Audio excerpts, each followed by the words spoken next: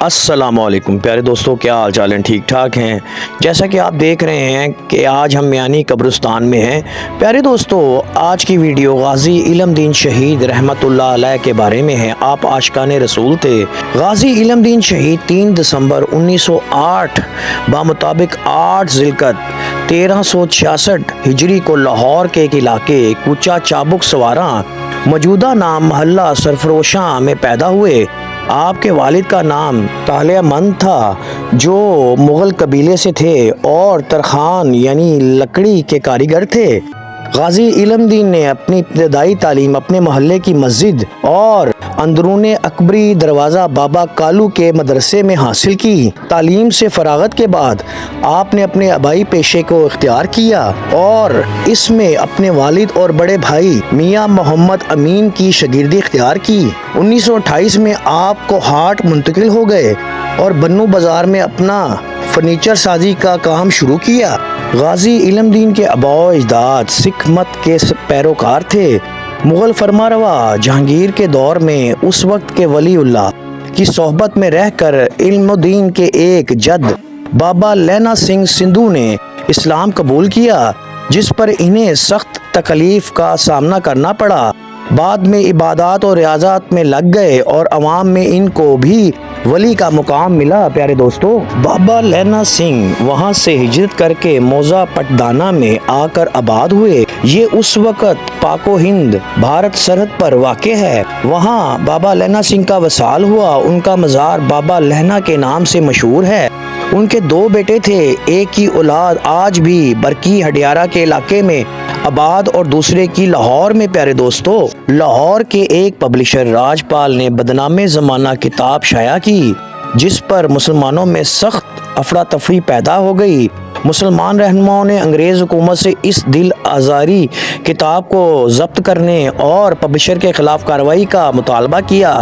Magistrate نے publisher کو صرف 6 ماہ قید کی سزا سنائی، جس کے خلاف مجرم نے ہائی کورٹ میں اپیل کی، جہاں جسٹس دلیپ سنگھ نے ان کو رہا کر دیا۔ انگریز حکومت کی عدم دلچسپی اور مایوس ہو کر مسلمانوں نے جلسے جلوس منعقد کیے، مگر انگریز حکومت نے روایتی مسلم دشمنی کا مظاہرہ کرتے ہوئے دفعہ 144 نافذ کر کے الٹا مسلمان رہنماؤں کو ہی گرفتار کرنا شروع کر دیا۔ پیارے دوستو، مسلمانوں میں یہ احساس اجاگر ہونے لگا کہ حکومت وقت اس گستاخ پبلشر کو بچا رہی ہے اور پالیسی پر عمل درآمد کر رہی ہے، لہٰذا اس گستاخ کو کیفر کردار تک پہنچانے کے لیے ان کو خود ہی کچھ کرنا پڑے گا۔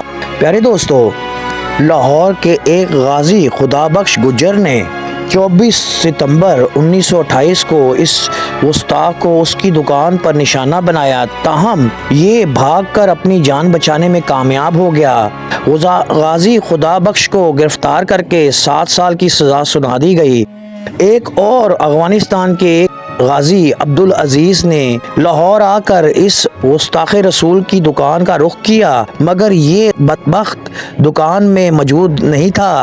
اس کی جگہ اس کا دوست سوامی ستیانند موجود تھا۔ غازی عبدالعزیز نے غلط فہمی میں اس کو راج پال سمجھ کر اس پر حملہ کر کے ایک ہی وار میں اس کا کام تمام کر دیا۔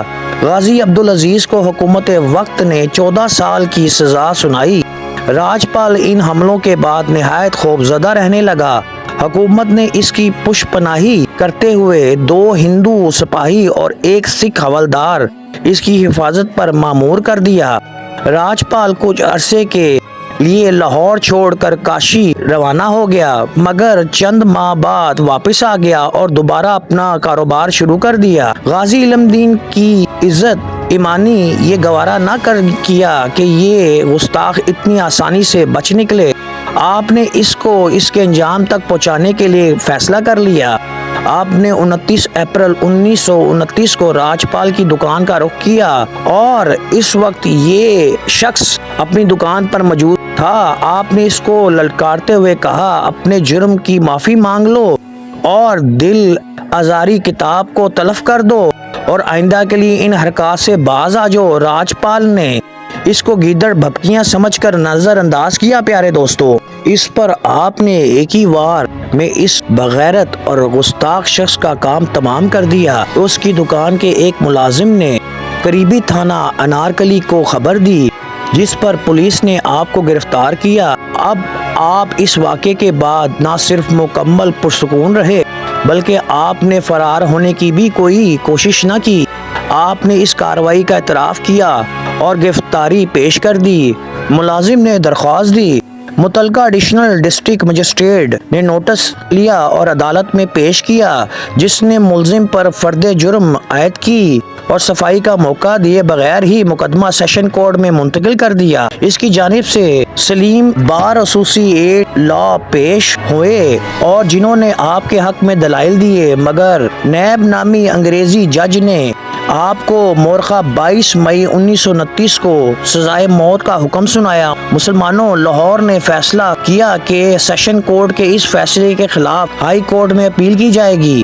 اس مقدمے میں غازی کی وکالت کے لیے شورائے آفاق وکیل محمد علی جناح کو نامزد کیا گیا، چنانچہ محمد علی جناح بمبئی سے لاہور تشریف لائے اور ان کی معاونت جناب فاروق حسین اور بیرسٹر نے کی۔ 15 جولائی 1929 کو ہائی کورٹ کے 2 ججوں نے فیصلہ سناتے ہوئے سیشن کورٹ کی سزا کو بحال رکھا اور غازی کی اپیل خارج کر دی۔ اپیل خارج ہونے کی اطلاع جب جیل میں غازی کو ملی تو آپ مسکرا کر فرمایا، شکر الحمدللہ، میں یہی چاہتا تھا، ہر بزدل دلوں کی طرح قیدی بن کر جیل میں سڑنے کی بجائے تختہ دار پر چڑھ کر ناموس رسالت پر اپنی جان فدا کرنا سمجھتا ہوں، سکون سمجھتا ہوں، راحت سمجھتا ہوں۔ مسلمان قائدین نے ہائی کورٹ کے اس فیصلے کے خلاف لندن کی پرسنل کورٹ کونسل میں بھی اپیل کی۔